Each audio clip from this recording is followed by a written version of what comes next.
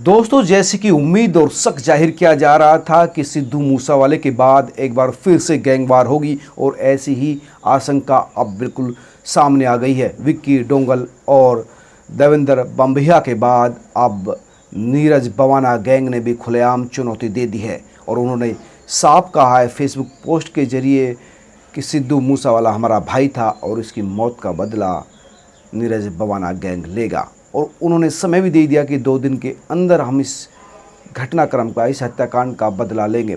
गौरतलब है कि जो नीरज बवाना है, दिल्ली और हरियाणा में इसकी काफ़ी पकड़ है और ये गैंग जो है लॉरेंस बिश्नोई से जुड़ा हुआ है और इसकी वजह से ये जो गैंग है काफ़ी ताकतवर है। और इसकी इस चुनौती को लेकर दिल्ली पुलिस से लेकर पंजाब पुलिस भी अब इस बात को लेकर सचेत हो गई कि कहीं 2 दिन बाद फिर से ये गैंगवार ना शुरू हो जाए। और अब इस चुनौती के बाद पंजाब और दिल्ली पुलिस उन लोगों को चिन्हित कर रही है जो इस गैंग के निशाने पर हो सकते हैं। उन जो बाहर हैं, जेल में नहीं है, जेल से बाहर हैं, चाहे उसमें क्रिमिनल बैकग्राउंड के लोग हैं या फिर पॉलिटिकल या सिंगिंग क्षेत्र से।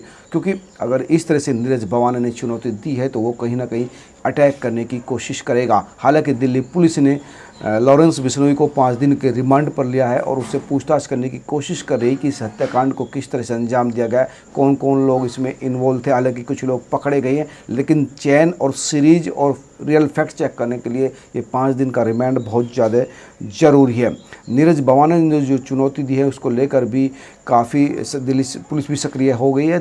गौरतलब है कि जिस तरह से मूसावाला अपने नाम के पीछे अपने गांव का नाम लगाता था, इसी तरह से नीरज भी बवाना गांव का रहने वाला है और अपने नाम के पीछे वो बवाना लगाता है। उसके ऊपर कई दर्जन मामले हैं, लूट, हत्या, डकैती, एक्सटॉर्शन, तमाम तरह के आरोप, प्रॉपर्टी पर कब्जा, ये तमाम तरह के आरोप उसके ऊपर है, उसके सर पर है और वो काफ़ी खतरनाक क्रिमिनल माना जाता है। गौरतलब है कि एक बार की बात करें तो नीतू दबोया तकड़ा बदमाश था दिल्ली का, लेकिन उसके एनकाउंटर में मौत के बाद नीरज बवाना ने उसके तमाम लड़कों को अपने यहाँ शामिल कर लिया और इस वक्त दिल्ली में नीरज बवाना एक बड़ा नाम है क्राइम की दुनिया में और उसकी इस चुनौती को दिल्ली पुलिस गंभीरता से ले रही है। अब देखना होगा कि अगले कुछ दिन में ये गैंग क्या करता है।